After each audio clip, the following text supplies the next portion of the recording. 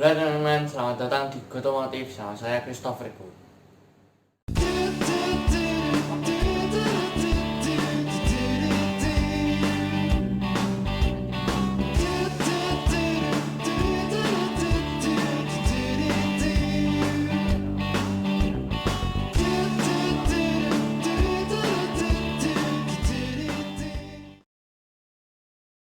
Hari ini aku membahas tentang Honda versus Yamaha versus Suzuki dan manakah yang terbaik.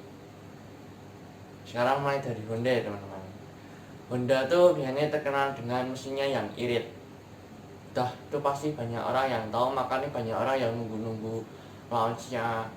Mungkin Honda Vario, Beat yang baru, Genio, wah tuh motor irit-irit semua itu. Meskipun matic tapi bisa dikategorikan motor teririt ya, itu sih.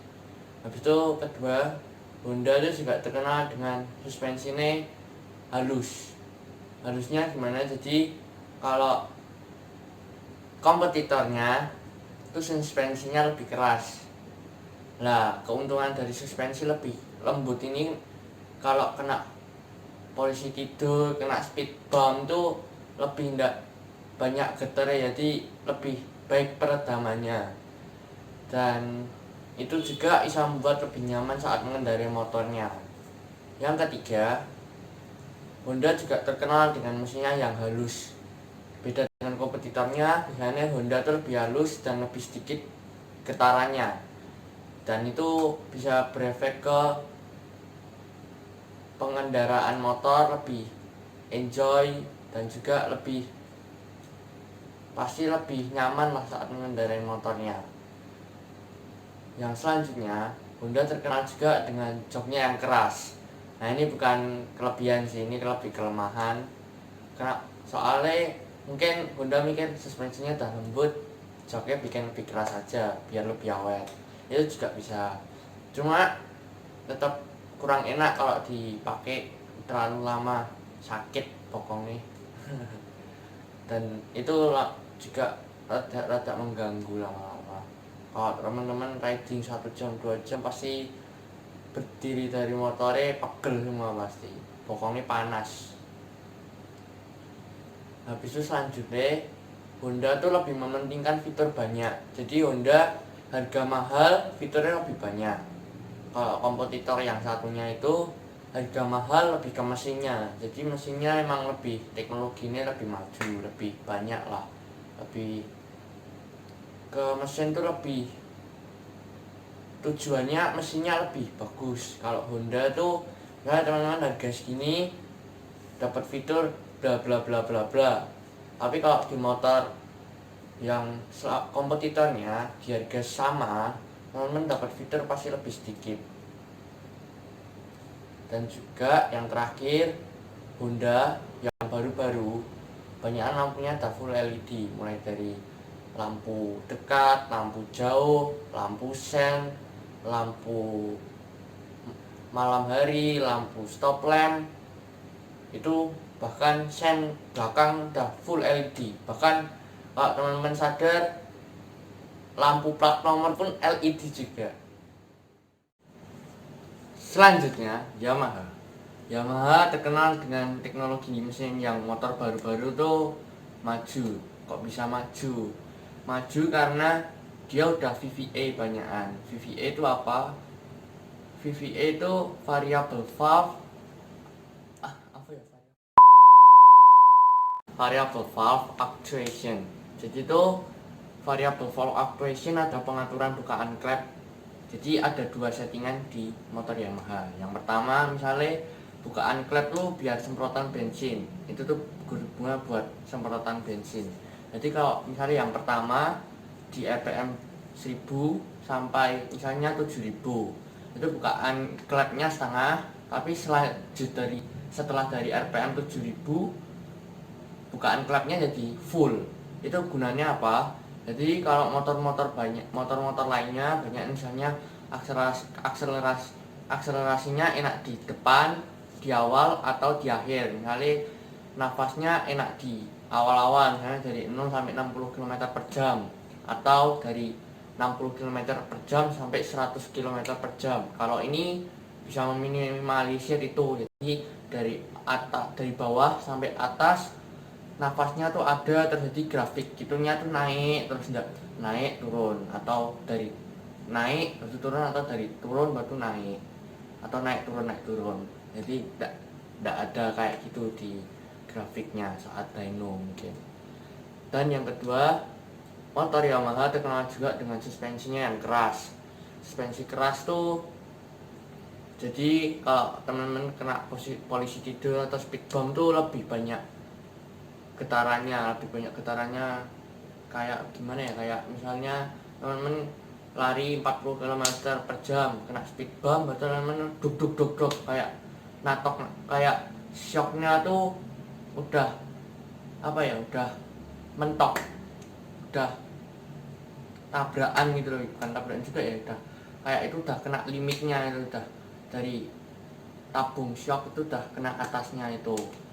Nah itu keras tuh juga nggak enak saat mengendarai juga, karena nggak enjoy juga kan. Cuma kelebihannya teman-teman enak buat nikung. Jadi saat teman nikung nggak motornya tidak mengayun suspensinya. Jadi itu kelebihan dari suspensi keras, walaupun tetap ada kelemahannya. Yang ketiga, motor Yamaha juga terkenal dengan jok nyampu. Ini keterbalikan dengan merek yang satunya tadi, jok nyampu cuma suspensinya keras. Kalau yang merek satunya joknya keras, suspensinya empuk. Kenapa enggak jok empuk suspensi empuk, kan enak. Kalau ini joknya empuk lebih banyak kelebihan, karena teman-teman kalau saat mengendarai lebih enjoy kan, lebih pantatnya tidak panas saat mengendarai lama 1 atau 2 jam, atau saat touring pantatnya tidak panas dan bisa lebih betah saat mengendarai motornya. Selanjutnya, motor Yamaha yang baru-baru banyak udah ada hazard. Ini kayak fitur wajib di motor Yamaha yang baru-baru. Contoh kayak N-Making 2019 sudah ada hazard, Vigo sudah ada hazard, N-Max sudah ada hazard, Aerox sudah ada hazard. Habis itu apa lagi? Vigo sudah ada hazard, Lexi sudah ada hazard, banyakan lah sudah ada hazard. Kayak Fiction sudah ada hazard juga, R15, R25 tuh kayaknya juga ada hazard semua. Jadi kayak fitur wajib di motor-motor Yamaha baru. Selanjutnya, model lampu banyakan motor Yamaha yang baru tuh kayak alien. Jadi matanya 2 besar berarti sama 1 buntut di sini. Contohnya kayak MT-15 itu kan udah 2, habis itu sini kayak lampu project tuh. NMAX baru juga kayak gitu. Habis juga MT-25 yang baru juga kayak gitu. Oke. Last but not least, Suzuki. Suzuki adalah motor yang terkenal irit juga. Irit gimana? Ya banyakan motor Suzuki itu konsumsi rata-rata bahan bakarnya irit. Misal bisa Matic bisa sampai 50 km per jam. 50 km per jam. 50 km per liter. Habis itu Suzuki itu yang sekarang tuh modelnya simpel-simpel tapi terlihat elegan juga. Kayak Next 2 tuh kan keren tuh, lampunya udah LED juga. Habis itu kayak ada moncongnya, itu keren sih bagiku. GSX R 150 tuh juga keren menurutku. Kalau itu kayak bener-bener Moto3 banget lah. Itu motor kelihatan keren sih sebenarnya, tinggal copot spakbor belakang sama spion, meskipun tidak boleh sih, cuma keren kalau gitu, kayak bener-bener Moto3 cuma bisa dibuat jalan raya. Habis itu kayak GSX 150 Bandit tuh juga yang baru tuh kan, itu apa tuh, ngerevisi GSX 150 karena GSX-S tuh apa tuh posisi mengemudinya tuh nggak enak, kurang nyaman karena benar-benar mirip banget kayak GSX R 150. Habis itu boncengannya juga nggak enak, kecil kayak motor fairing, dan juga footstepnya emang mundur banget sih kayak Moto3 banget, cuma naked padahal. Selanjutnya Suzuki itu juga cocok buat orang yang budgetnya pas-pasan. Gimana pas-pasan? Karena biasanya misalnya Matic 110 cc entry levelnya dari Honda segini juta, Yamaha segini, hampir sama biasanya itu dua merek. Suzuki itu bisa lebih bawahnya 1 juta mungkin. Contohnya Beat itu harganya mulai dari 15.450 sampai 16.150 juta. Untuk Mio 15.900. Tapi untuk Next bisa sampai dari 13.950 sampai 14.650. Kan tuh kaceng, kan tuh jaraknya lumayan tuh. Nah, yang contoh yang kedua ini di segmen Sport Fairing 150. Yang pertama kan ada CBR 150R. Itu harganya mulai dari 33.800 sampai 38.700. Untuk R15 dari 35.300 sampai 35.900. Tapi untuk GSX bisa sampai 29.900 150 sampai 30.150. Bayangkan teman-teman, itu harga R15 paling murah sama GSX paling mahal, itu pun tetap masih mahal R15 paling murah. Sama dengan CBR paling murah juga masih mahal daripada GSX paling mahal. Selanjutnya ini kelemahan sih, lebih kelebihan, bukan kelebihan tapi ini lebih ke kelemahan. Suku cadangnya emang diakui lebih susah daripada Honda dan Yamaha. Boleh itu kalau penglihatanku sih gitu. Kalau teman-teman menurutnya beda ya terserah, karena itu opini juga. Kalau teman-teman lebih tahu ya maafin aku. Itu biasanya itu lebih susah karena ya kan motor-motor Honda dan Yamaha banyak yang lebih laku ya, meskipun ada juga yang Suzuki lebih laku. Nah, kalau motor lebih laku kan masih banyak tuh suku cadangnya. Misalnya 1000 motor laku di Honda, 900 motor laku di Yamaha, tapi 500 motor yang Suzuki laku. Kan perbedaannya ini cuma 100 ini ke 400 sampai 500. Jadi jauh.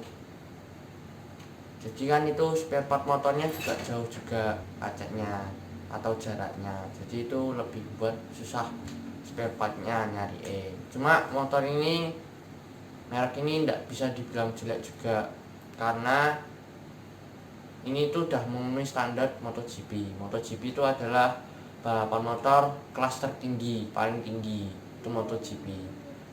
Dan masuknya tuh bukan di Moto2 atau Moto3. Ini masuknya ke 1000 cc nya yang paling high end lah. Pokoknya ini flagshipnya balapan motor ya ini MotoGP. Jadi motor merek Suzuki nggak bisa diomongin jelek juga, karena standarnya aja udah sampai masuk ke MotoGP. Yang itu pada lawannya ada Kawasaki nggak ada deh. Ada nih Honda, ada Yamaha, ada Ducati, ada KTM ada juga. Kan tuh merek-merek 4 tuh emang udah terkenal sih. Cuma Suzuki juga bisa masuk, berarti kan keren juga. Nah, selanjutnya Kawasaki. Kenapa kita nggak bahas Kawasaki itu? Gimana ya, di pasar Indonesia tuh nggak sekelas lah, nggak kalau diomongi nggak sekelas juga bisa, karena banyakan yang dijual motor Kawasaki itu motor-motor sport. Nggak kan Kawasaki nggak ada tuh yang motor Matic atau motor bebek. Itu mungkin ada juga yang lama, ada ZX 130 tuh ada. Cuma kan sekarang apa ada? Kan nggak ada. Jadi kita nggak bahas karena orang Indonesia kan lebih banyak punya motor bebek atau punya motor Matic. Tapi meskipun juga ada yang punya kopling. Ya itu penjelasanku sih. Sip. Jadi kesimpulannya teman-teman, kalau itu kembali ke selera teman-teman masing-masing. Cuma kalau teman-teman mau nyari motor pertama yang halus, yang irit, habis itu getarannya sedikit, ya Honda. Tapi kalau teman-teman nyari motor yang kencang, habis itu suspensinya yang agak stiff biar kalau nikung-nikung cornering stabil, Yamaha. Tapi kalau teman-teman punya budget yang pas-pasan, tapi teman-teman juga ingin motor yang keren, teman-teman juga ingin punya motor yang irit, ya Suzuki. Dan karena masih di dalam masa pandemi ini, teman-teman jangan lupa untuk stay safe, jangan lupa pakai masker, sering-sering cuci tangan, jangan pergi-pergi dulu teman-teman, karena ya tahu emang bosen di rumah, cuma gimana lagi keadaannya kayak gini. Kalau teman-teman keluar-keluar terus, coronavirus makin menyebar, nggak bakal selesai malahan pandemi ini. Dan terima kasih sudah menonton video ini. Sampai jumpa di video berikutnya. Salam Roda.